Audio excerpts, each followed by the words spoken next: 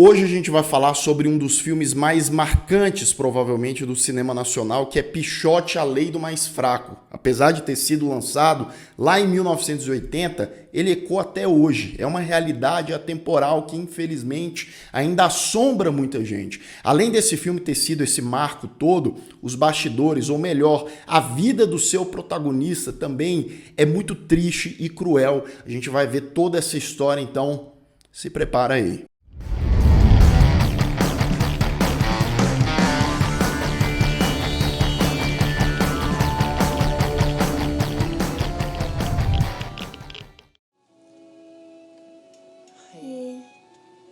Sejam todos muito bem-vindos a mais um Refúgio Cult, meus amigos, para a gente falar hoje desse filme que, meus amigos, mexe e muito com a gente. Eu já vi Pichote, A Lei do Mais Fraco, umas 3 vezes, e todas as 3 vezes ele mexe muito, né? A realidade, a crueza, esse tom semi-documental, digamos assim, apesar dele ser uma ficção, a maneira como ele foi feito se aproxima tanto da realidade e ele passa isso, ele imprime isso, né? Ele nos afoga naquilo ali.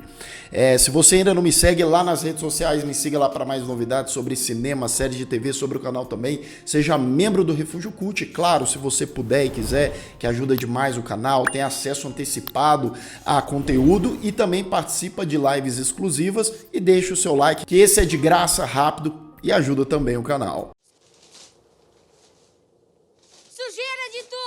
Pichote foi dirigido pelo Héctor Babenco, cineasta argentino que foi naturalizado brasileiro, faleceu em 2016, fez outras obras muito marcantes, como por exemplo Carandiru. A ideia do Héctor Babenco, e no início do filme tem uma introdução dele falando mais ou menos isso, era justamente pegar atores amadores, ou melhor dizendo, né, crianças, jovens ali que não tinham experiência, que viviam aquele tipo de vida, ou seja, estavam em favelas, já tinham provavelmente passado por reformatórios, né? Então eles estavam nessa precariedade, eles viviam aquilo. Tanto é que o protagonista do Pichote, né, o Fernando Ramos, e daqui a pouco a gente vai falar um pouco mais sobre a vida pessoal dele, ele foi escolhido pelo Héctor porque ele tinha esse olhar triste, esse olhar expressivo. O Héctor disse que a primeira vez que teve contato com o menino, né, ele era uma criancinha ali, 11, 12 anos, ele sentiu, ele precisava ser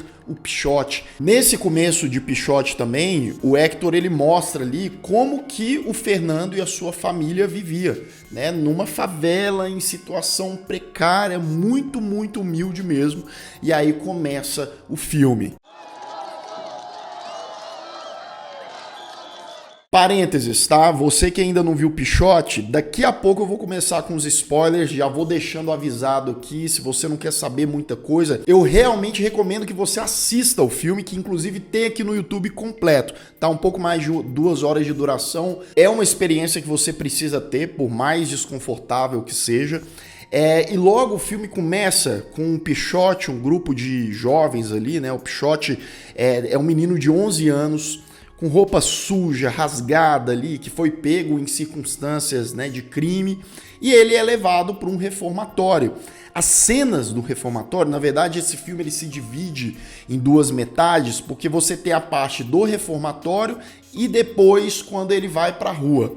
Eu e Chico viemos junto com vocês, porque agora a gente não vai para lá, hein, meu? É isso aí, Dito. Uma das primeiras cenas já são, tipo, centenas de moleques, né, ali de 10 a 16, 17 anos, todo mundo amontoado, fazendo fila, né? O responsável lá pelo reformatório gritando com eles, falando, não quer saber de encrenca e tal. E aí esses moleques vão para os seus, entre aspas, quartos, né? Dormitórios. Um dormitório grande, mas com centenas de crianças enfiadas ali, um em cima do outro mesmo. Nessa rotina do reformatório, a gente vê, por exemplo, ataques entre eles mesmos, né? Entre os jovens, tipo, uns mais antigos lá, mais velhos, abusam dos mais jovens na calada da noite, sem contar, né, os constantes conflitos, né? Uma das personagens principais aqui é a Lilica, né? Que é um menino homossexual que tá ali envolvido na criminalidade, e aí você pensa como que é a vida desse garoto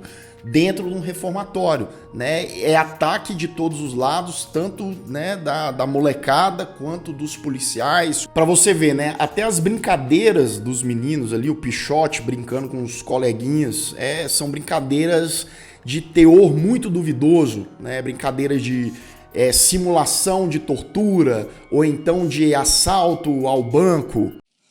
Conta aí, vai. Eu conto.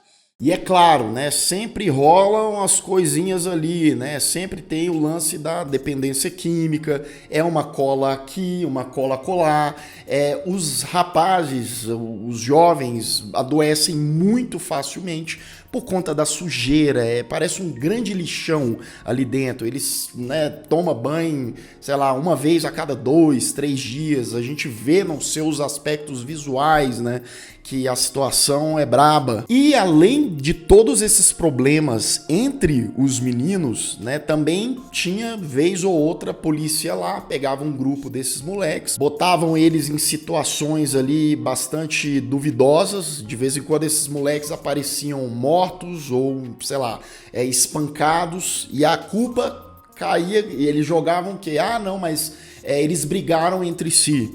Não, mas atacaram o fulano à noite. E realmente, isso acontecia de vez em quando. Então eles usavam dessa desculpa, usavam desses argumentos, né, para tirar proveito da molecada. Então tem alguns momentos ali que dava no jornal, fulano foi encontrado morto no lixão e foi ciclano dentro do reformatório que acabou matando ele. Na madrugada de ontem foi encontrado morto o menor LCP que estava desaparecido há 2 semanas. Essa coisa do Hector Babenco optar por ser quase um documentário, né, um documentário fictício, mas que não é fictício, né, ele dá uma volta, é muito boa, muito acertada, porque esse amadorismo dos atores, existe uma naturalidade muito grande entre eles. Existem sim atuações aqui que elas perdem mais o compasso, que elas são mais overacting, que fica aquela coisa que tira um pouco, sim, mas a grande maioria funciona muito bem, não só dos personagens, mas de toda a ambientação, de toda a rotina que é criada e passada para o filme, né? Por exemplo, tem até um banho de sol deles lá no reformatório, que tem um rapaz lá, um menor, que parece o Roberto Carlos, não sei quem viu o filme deve lembrar, e ele vai falando que é o Roberto Carlos dos pobres. Então, assim, é um dos pouquíssimos momentos de felicidade, de interação ali dos moleques mesmo.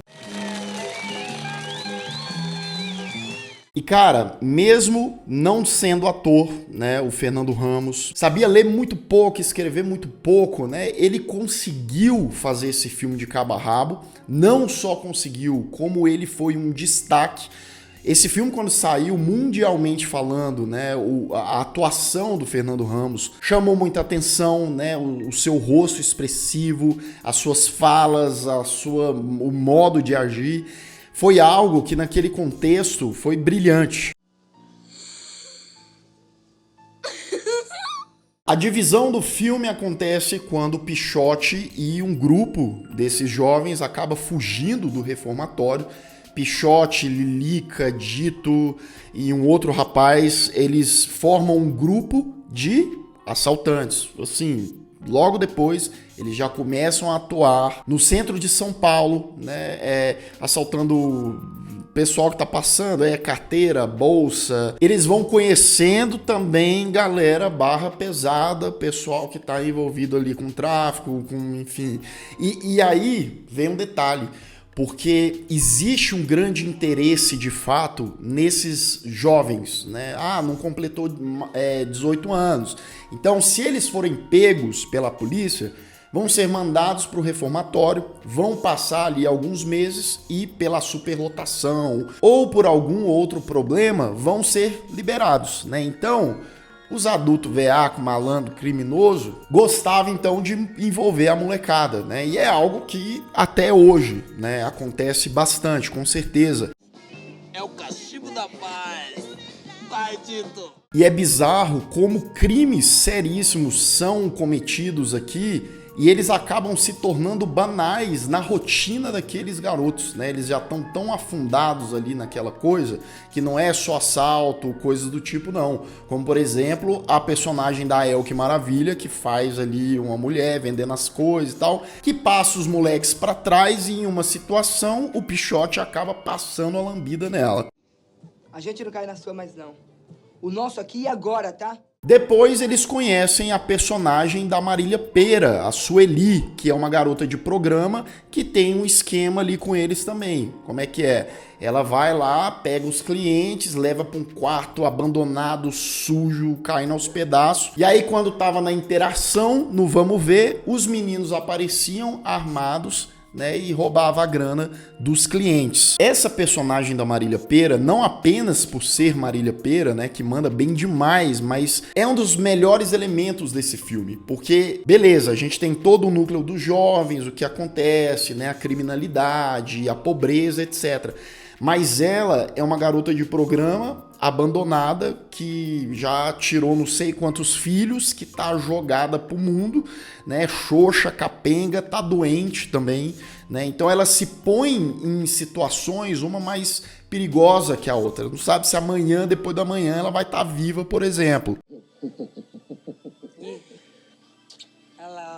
Porém, é claro que depois de um desses assaltos dá errado, né? O dito lá, o líder dos meninos acaba morrendo, a Lilica já foi embora. Então só resta a Sueli, personagem da Marília Pêra, e o Pichote. Tristes não só pela perda do menino, mas também por não saber o que eles vão fazer da vida. Como que eles vão continuar, como que eles vão, sei lá, comer no dia seguinte.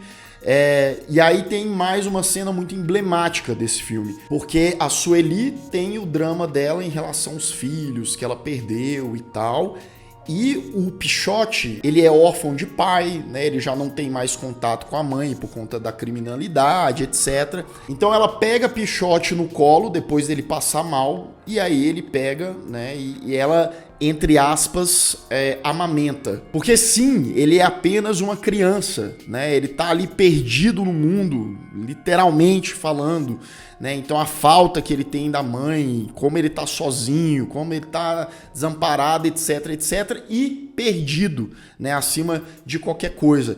Mas a Sueli, naquele momento, ela percebe, né, que não é aquilo que ela quer, aquele moleque não é filho dela, ela não quer ter filho, então ela expulsa Pichote, que vai embora, segue o seu rumo, triste, cabisbaixo, sem saber se vai conseguir sobreviver sozinho, porque se em grupo já era difícil, né, imagina sozinho. Então ele vai caminhando ali no sol quente, no trilho de trem, e aí é fim de filme. Não tem como a gente falar sobre esse filme aqui, sobre Pichote, sem falar sobre o que aconteceu na vida do Fernando Ramos, o protagonista, né? Ele tentou continuar a carreira como ator, ele chegou a trabalhar na Globo, só que ele acabou sendo demitido porque ele, mais uma vez, era semi-alfabetizado, sabia ler pouquíssimo, ele não conseguia decorar as falas, né? Então a galera chutou ele rapidamente. Ele tentou fazer algumas peças teatrais, mas também não deu certo. E aí, aos 16 anos, ele voltou para a criminalidade. Ele volta a morar em uma favela, em Diadema. Pouco tempo depois, ele se casa, a mulher dele tem uma filha, né? Então, aos 19 anos de idade, Fernando Ramos, na criminalidade, já tem uma filha de 2 anos. E em 1987, após supostamente ter participado de um assalto próximo ali à favela onde ele morava, Fernando acabou morrendo depois de levar 8 tiros, e a morte dele foi muito polêmica, porque segundo a polícia foi uma troca de tiros, e segundo testemunhas e depois a confirmação da perícia, que ele foi executado a queima-roupa. E aí aquele triste, velho, lamentável caso da vida imitando a arte, né? Mas não que isso fosse algo impossível de acontecer, não que isso fosse muito difícil, né? Porque aqueles jovens que participaram do filme, eles já estavam naquilo ali. E Fernando é apenas mais um, né? Em tantos e tantos que já tiveram, ainda têm vidas tão parecidas.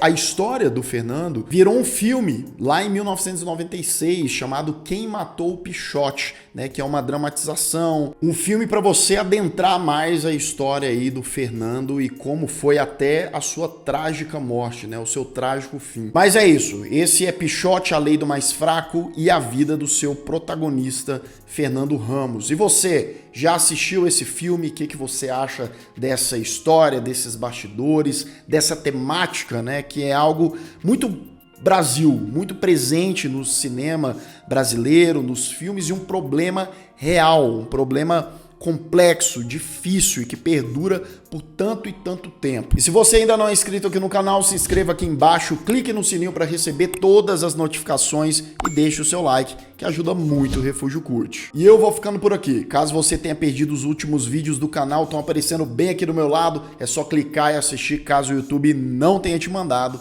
Um grande abraço e até mais.